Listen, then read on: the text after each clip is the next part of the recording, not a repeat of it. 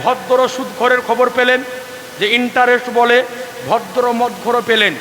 এবার একটা কথা বলে দিই, যেই জুয়াতে আমার যুবক সমাজ আক্রান্ত তাকে বলা হয় ভদ্র জুয়া। চাচা খেয়াল করবেন আপনি, ইয়াকে বলা হয় যে ভদ্র জুয়া। আগেকার যুগে মানুষ জুয়া খেলতো তাসের পাত্তি লিয়া, না কি বলেন আপনারা, তাস নাকি যেটা লিয়ে খেলে। এখন আর তাস নিয়ে খেলা হয় না, এখন জুয়া চলছে মোবাইলে। এই যে সামনে আইপিএল আসছে, আইপিএল একটা খেলা হয় ড্রিম 11, নাম শুনেছেন? এর নাম হলো ড্রিম 11। বেশিরভাগ এই ড্রিম 11 আক্রান্ত হচ্ছে স্কুল কলেজ পড়ুয়া, কিছু শিক্ষিত সমাজ আর কিছু অশিক্ষিত আছে সাধারণ মানুষ। এই মাস্টারও আছে না ভাই, একাধিক মাস্টার আছে। এই ড্রিম 11 আজকে পয়সা লাগিয়ে চলতেছে ভদ্র জুয়া। সাবধান মুসলমান, এই ড্রিম 11 এটা হচ্ছে ভদ্র জুয়া। যেমন তাসের দ্বারাতে জুয়া খেলা হারাম, ওই রকম মোবাইলের মাধ্যমেও এই ড্রিম 11 জুয়া খেলা হারাম হারাম হারাম লেখা আছে মুসলমান। কথা বোঝা গেল? এটা হলো হারাম। তো খবরদার, এই ভদ্র গুনাতে যারা লিপ্ত, আজ থেকে তোবা করে নাও যে গুনার কাজ আর করবো না।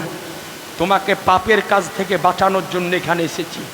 এই জন্য প্রথমে দুটো আকাইদি কথা বলেছি, এবার দুটো আমলি কথা শুনে যান।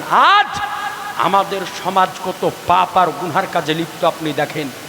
একটু আগে আপনাকে আমি বললাম যে আজ আমাদের ঘরের যুবকরা পোশাকের ক্ষেত্রেও দিয়ে মনে করছে যে এতে আমি ভদ্র পোশাক পরেছি। জি না, ছিঁড়া প্যান্ট ভদ্র পোশাক লয়, ছিঁড়া প্যান্ট ভদ্র পোশাক লয়। আমাদের দেশের প্রধানমন্ত্রী মিস্টার নরেন্দ্র মোদী এমন এক প্রধানমন্ত্রী যাকে আমরা তো চিনি যে মায়ের পেটে আছে ও চিনে নাকি, বলছে সারা ভারত তো দূরের কথা সারা বিশ্বকে চিনে। আচ্ছা একটু সকলে বুকে হাতে রেখে বলেন তো, নরেন্দ্র মোদীকে আজ পর্যন্ত কোনোদিন ছিঁড়া প্যান্ট পরতে দেখেছেন? জোরে বলেন। যারা টিভিতে মোবাইলে সংবাদ দেখেন না, নরেন্দ্র মোদী কোনোদিন ছিঁড়া প্যান্ট পরে মিটিংয়ে মিছিলে ভাষণ দিতে গিয়েছে? যেখানে মিটিংয়ে মিছিলে যাই দেখবেন যে পায়জামার পাঞ্জাবি। ওর কাছে কি টাকা নাই যে একটা ছিঁড়া প্যান্ট খরিদ করে নিবে? আছে না নাই? জোরে বলেন না। প্যান্ট তো দূরের কথা, পুরো প্যানের ফ্যাক্টরিও কিনে নিবে, কিন্তু এরপরেও ছিঁড়া প্যান্ট পরে না। কেন? ও ভালো করে জানে পৃথিবীর বুকে সবচাইতে সম্মানীয় পোশাকের নাম পায়জামার পাঞ্জাবি। সুবহানাল্লাহ বলবেন না? জোর নারায়ে তাকবীর, নারায়ে রিসালাত, মাসলাকে আলা হযরত উলামায়ে আহলে সুন্নাত, দ্বীন ইসলাম, জালসা কমিটি ভাইজানে আলা হযরত, ভাইজানে আশরাফি, ভাইজানে কালিমি, ভাইজানে ফসহি, নারায়ে তাকবীর, নারায়ে রিসালাত। সুবহানাল্লাহি ওয়া বিহামদিহি। একটা চেয়ার দেনি পারে। সুবহানাল্লাহ। আজি যারা মোহতারাম বেরাদারিন ইসলাম, এই দেখেন বক্তা চলে এসেছেন একই গ্রামে। আমাদের দুইজনের বাড়ি হলো একই গ্রামে, মৌলানা মতিউর রহমান চতুর্বেদী সাহেব আর আমি একই গ্রামে। তবে উনি হচ্ছেন আমার অনেক সিনিয়র, স্টেট জগৎ আমার উস্তাদুল্য লোক। জি, অনেক সিনিয়র, আমি হচ্ছে ওনার অনেক জুনিয়র। সুবহানাল্লাহ। একই গ্রামে বাড়ি, একই জায়গায় বাড়ি। সুবহানাল্লাহ। সুদূর মুর্শিদাবাদ থেকে এসেছে। আমার সময় প্রায় শেষের দিকে, হাজরাত চলে এসেছেন। আমি বেশি লম্বা চওড়া কোনো দরুদ পড়েন, আল্লাহুম্মা বসেন।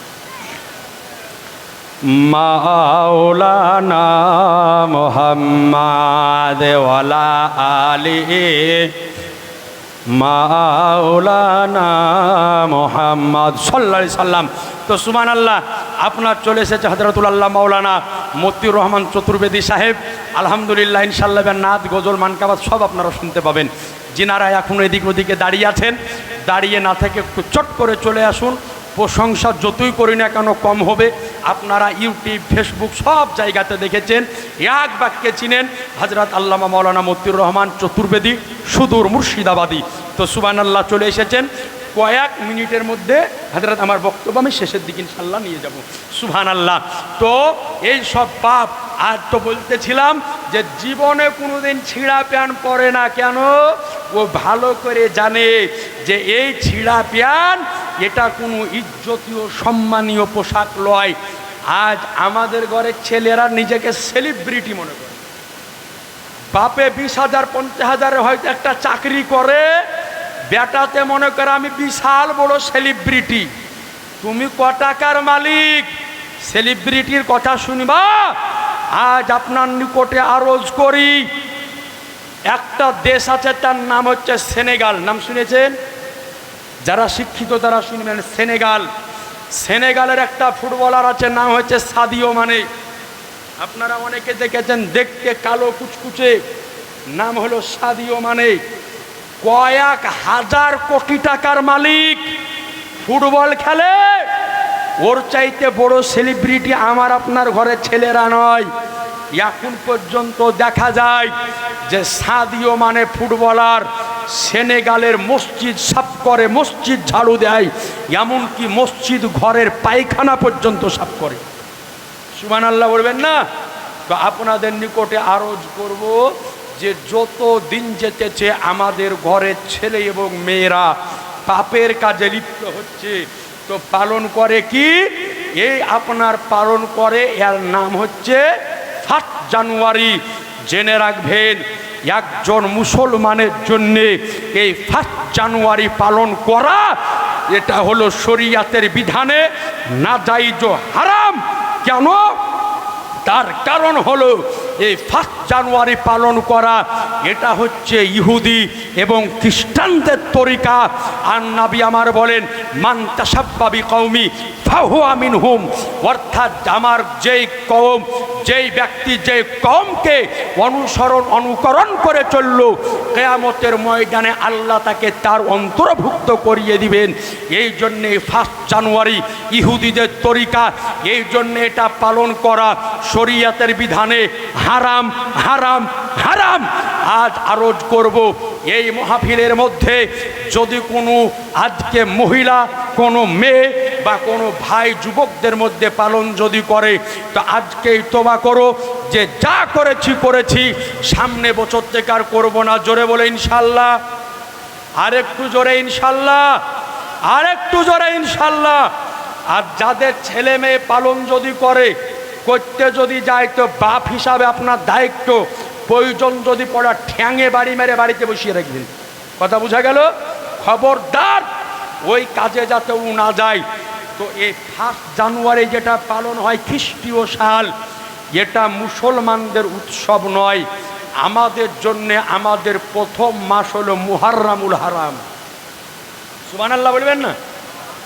তো জানেন, শেষ মুহূর্তে কথাটা বলে বক্তব্য আমার শেষ করবো হাজরা, ঠিক? যেহেতু হাজরা চলে এসেছেন, তো জেনে রাখেন, এই মুহাররামুল হারাম মাসের যেই দিন 1 তারিখ আসত, এই 1 তারিখের রাত্রিকে আমার রাসূলুল্লাহ এই 1 তারিখের রাত্রিতে কেমন করে বছর হিজরি সন আরম্ভ করতেন। তো আমার রাসূলুল্লাহ মুহররম মাসের 1 তারিখের রাত্রিতে উহুদের যুদ্ধে যারা শাহাদাত বরণ করেছে তেনাদের কবর জিয়ারত করার মাধ্যম দিয়ে হিজরি সনের প্রথম দিন আরম্ভ করতেন। জোরে হবে না? এই জন্যে ভাই হাত জোর করে অনুরোধ করব, বিনতি করব, 1 জানুয়ারি পালন করবেন না। মুহররম মাসের 1 তারিখে নিজের বাপ মার কবর যদি থাকে, আজকে নিজের ছেলে মেয়ের কবর যদি থাকে, দাদু দাদির কবর যদি থাকে, তাদের কবরকে জিয়ারতের মাধ্যম দিয়ে নতুন হিজরি সনটাকে আদায় করবেন। ইনশাল্লাহ বলেন, জোরে বলেন ইনশাল্লাহ। তা আপনাদের নিকটে আরজ করব, তো সকলে পাপ এবং গুনাহ থেকে বেঁচে থাকবেন এবং আহলে সুন্নাতুল জামাতের ছায়ার তলে থাকবেন। আজিজানে মুহতারাম, আল্লাহ পাক যেন আমাকে ও আপনাকে সকলকে আহলে সুন্নাতুল জামাতের ছায়া তলে থাকার তৌফিক দান করে। জোরে আল্লাহুম্মা আমিন বলেন।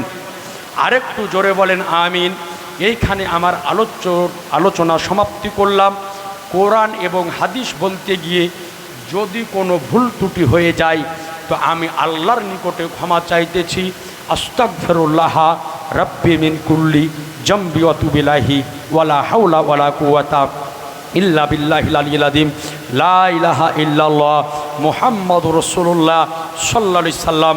আসসালামু আলাইকুম ওয়া রাহমাতুল্লাহি ওয়া বারাকাতুহু।